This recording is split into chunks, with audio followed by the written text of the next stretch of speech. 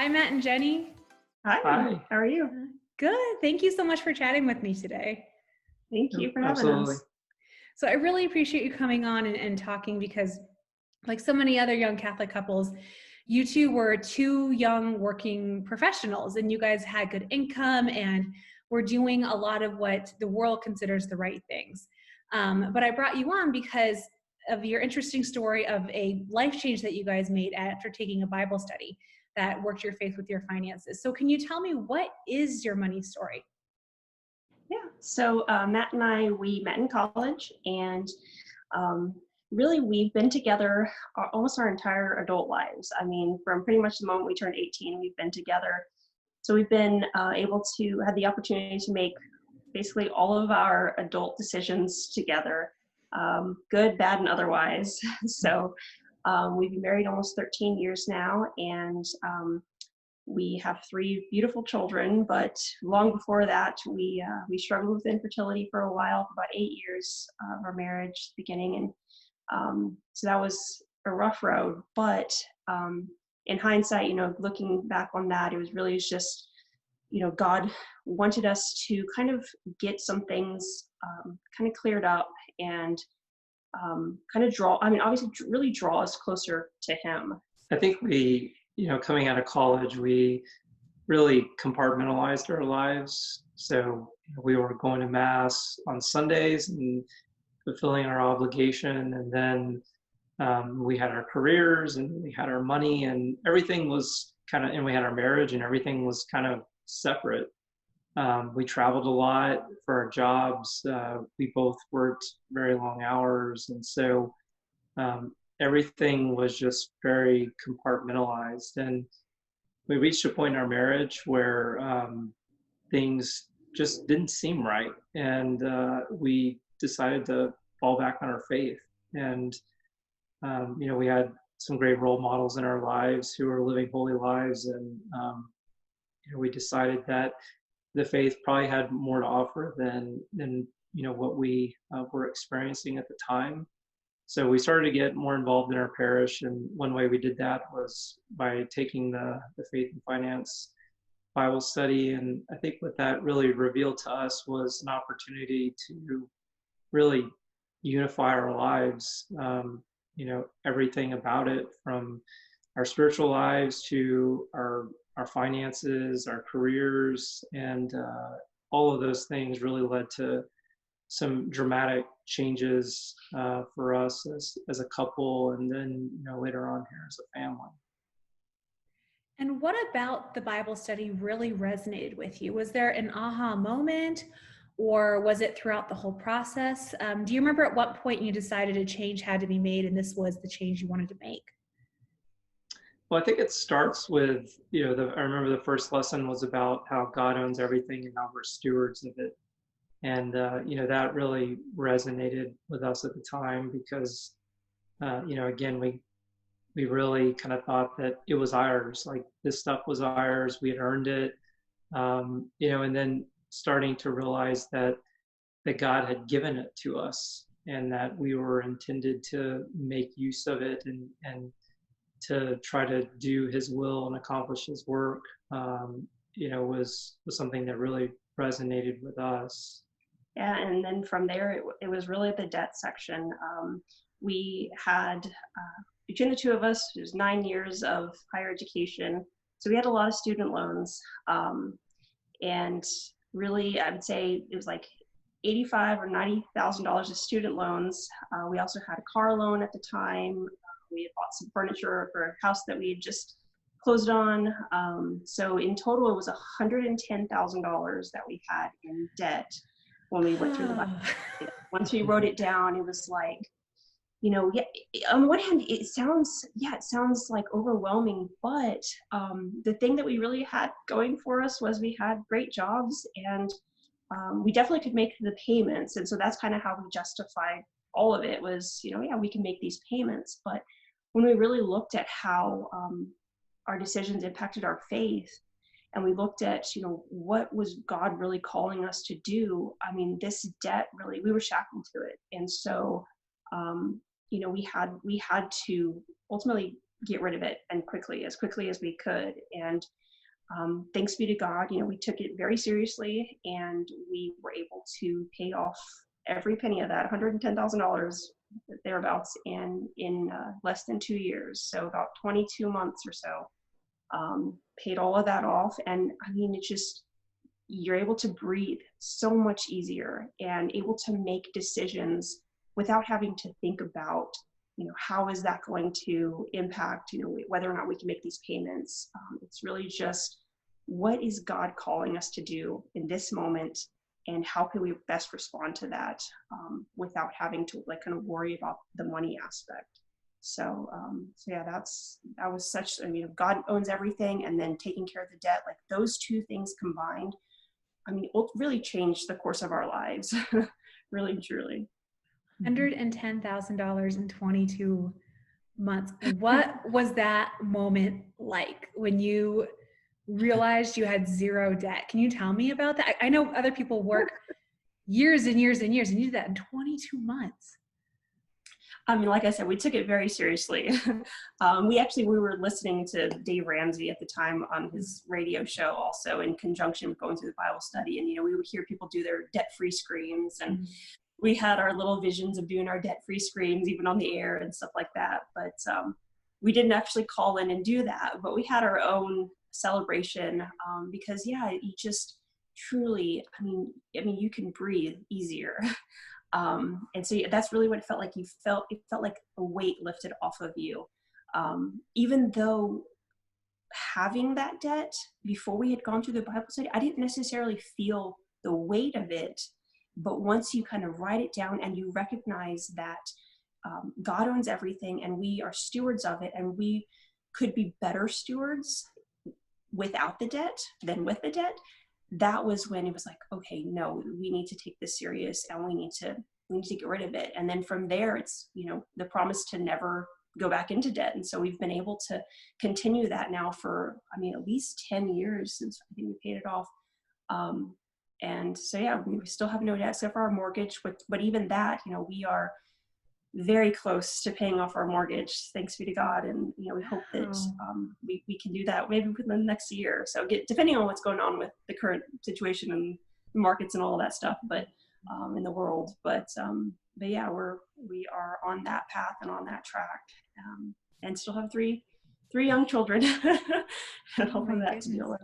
Yeah, I think, just one other thing to add there is, I think going through the Bible study, we really felt like God, calling us to get rid of the debt. And so, at the end of that 22 months, yeah, there was some celebration there, from a personal accomplishment standpoint. But I think even more than that, it was, really an opportunity to kind of ask God, like, what's next, and to, to have that dialogue as a couple, and within our spiritual lives, and really, think and pray deeply about, what God was calling us to next. Because in the end, it was His blessing that allowed us to do that. You were so focused for just a couple of years, and you made tremendous strides. What changes did you have to make on a daily basis? What did that look like in terms of just daily habits and things that you did a little bit differently, or a lot differently compared to what you did before? A lot of it, I think, is saying no to the wants. We know what we need, obviously, food, shelter, and clothing. But even within that, there's plenty of, foods and things and clothing that are not necessary. And so it's kind of finding bargains here and there, buying things on sale, that type of stuff, but not like to the point where, we're only shopping at thrift stores, 24/7, that's not necessarily the extent that we went to. But, just knowing the difference between needs versus wants, that was definitely a daily, something that impacted us daily. Yeah, and I think the other thing I would just add is, there's definitely some sacrifice in there.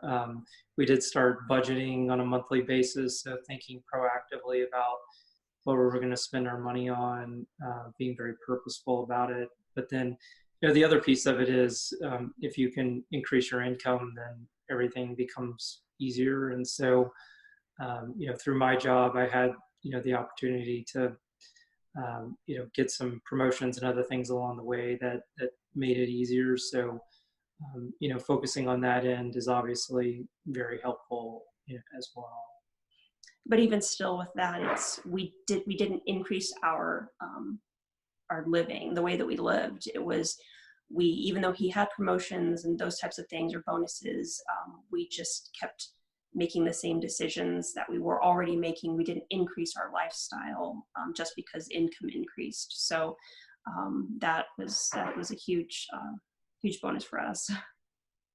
Yeah, because there's two sides of the equation, right? It's not just spending less, you can make more, you can spend less, or do a combination of the two. So you looked at it from both sides of the equation there and attacked it from both sides. That's amazing. And so what do you wish you'd done differently? Looking back, are there any changes you wish you had made, or do you just wish you'd done it sooner? When you look back at how you approach this, are there any hiccups that you encounter that you kind of wish you'd foreseen, or what does that look like for you too? Yeah, I mean, I think for me, it would be, so I'm a convert. I was confirmed in 2006. We didn't really have this awakening until probably late 2009 or 2010. So there was about a 3 or 4 year period there where, kind of sorry to say that, I wasn't really living my faith, as a husband and as a man. And so if I could go back and do anything, it would, there would definitely be some things in that period of time that I would do differently, both financially as well as spiritually and other aspects of our lives. So yeah, I think just doing it sooner. I think we all in retrospect have those moments in our youth where we wish we had done things differently. I mean, for me, I really enjoy budgeting. I'm a CPA, so that's kind of in my wheelhouse. Right. But when we first got married, Matt really was the one to take on the budget.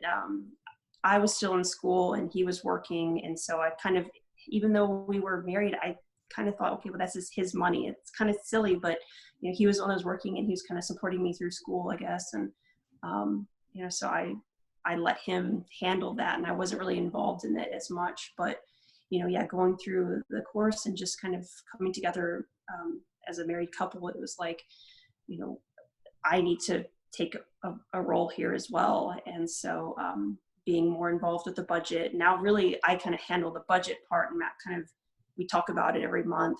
It's like scheduled. It's on my calendar every month to do the budget and we talk about it, but Matt handles more the investments and retirement aspect of our finances. And then he does that and then we talk about it, but he's an actuary and that's kind of in his wheelhouse, the retirement stuff and the investments. So we just kind of naturally fell into those roles once we realized that we both had a part to play and we needed to do it together. So yeah, and the decision making needs to be something that the couple does together, right? I mean, there's usually someone who falls into that more budgeting role and someone who falls into, like Matt with the investment role, but the decision making is one that's rooted in values, right?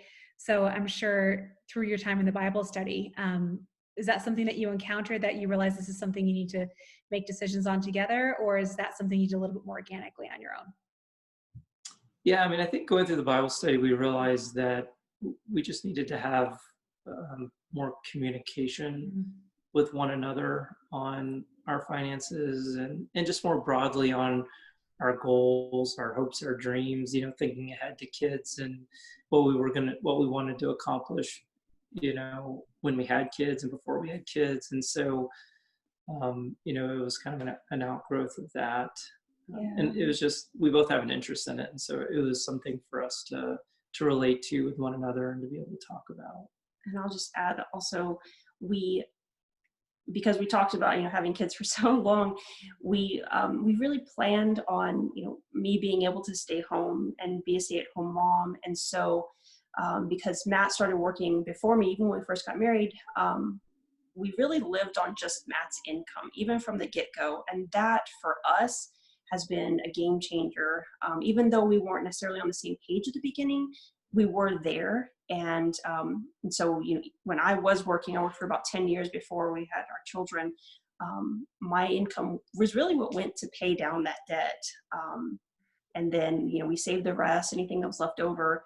And gave as well, but trying to be generous. But because we had intended on really only having one income, it really allowed for us to kind of make different decisions that freed us up to not have the debt, and to be able to save more, to be able to give more, invest more, all of those things. So that, even though it kind of just worked out that way, that was something that kind of set us up really, and it just put us in a good spot. So. Yeah, and you mentioned now you're a stay-at-home mom. And Matt, before you were talking about when the debt was paid off, you were able to take a moment prayerfully, and I'm sure it's been years since that point, and say, Lord, what do you want me to do? What do you want me to do with my time now, and my energy and my money now that this debt is paid off? So how does your life look differently now? I keep talking about these cute kids of yours. So how is life different now? Well, I think now our life is really rooted around our family, our domestic church. And, like Jenny said, she's able to stay at home. We have 3 kids that are nearly 10 months, 2 years old, 4 years old. So they're all at home. Thankfully, my job's pretty flexible. So I've actually been working from home for 3 months now. And so I get to have lunch with them every day, and we get to have dinner together, and we spend a lot of time together, and so that's really what we're prioritizing as a family. And some of the decisions that we made 10 years ago are really enabling us to be able to do that now, and to be able to really focus on one another and on our kids. Yeah. And just, going back to the week 1 of the Bible study, God owns everything and we're stewards. It definitely goes way beyond finances. God gave us these children, and we take it very seriously, being their parents, trying to teach them to be good stewards of all they have, even though they have no money, being good stewards of their beds and their rooms and their toys. And my daughter, she's 4, she asks so many questions, as most 4-year-olds do. Why this, why that? And it's been a joy to explain to her the why, because, we kind of struggled at times with the why. And, God has revealed more and more to us, the whys and the hows. And so we get to kind of pass that on to our children. And so that stewardship, it has to permeate every aspect of your life, I feel, and we're just trying to live that out just every single day. Yeah, for sure. That's amazing. And the kids are definitely going to take some of those lessons. I'm sure they have their own personalities and will have their own money personalities, but their values will be centered in stewardship, which is beautiful. And what advice would you give to another young couple starting out? You two both had great incomes. You also had wonderful, expensive educations.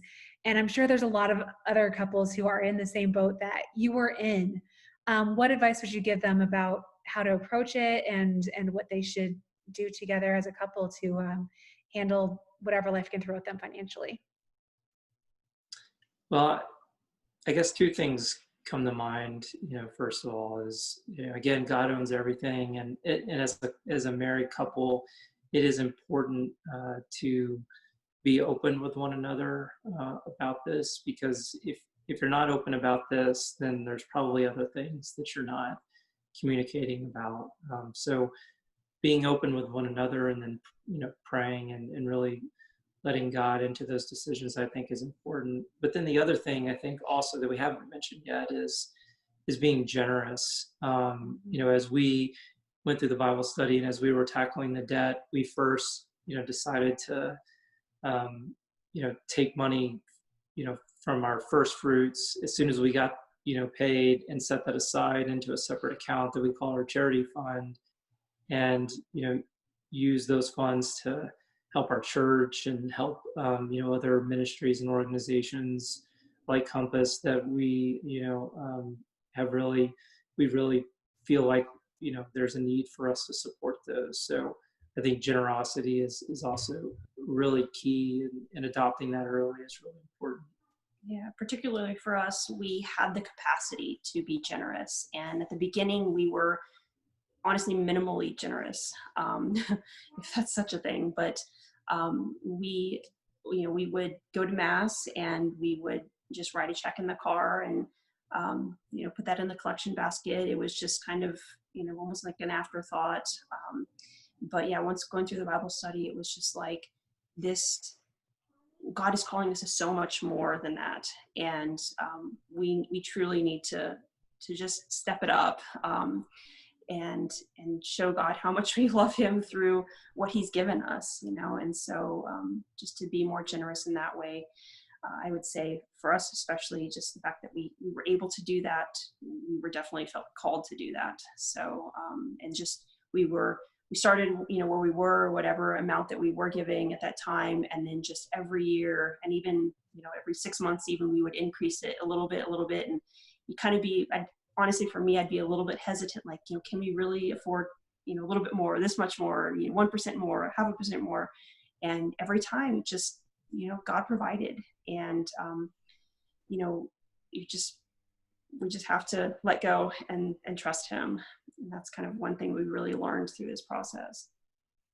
I love that you spoke to that, because I think a lot of times when people are dealing with paying off a debt, they get tunnel vision, and that's all they can see is the debt being paid off. But generosity is something we need to balance while we're approaching these goals, because the benefits of generosity are just tremendous, and the Lord cannot be outdone in His generosity. So I love that you spoke to that, because it is something you have to balance when you are paying your debts or saving for a goal, that we're called to be generous in all things. And that's not a plug to, encourage people to tithe or anything like that, but it's good for our hearts and it's good for our souls.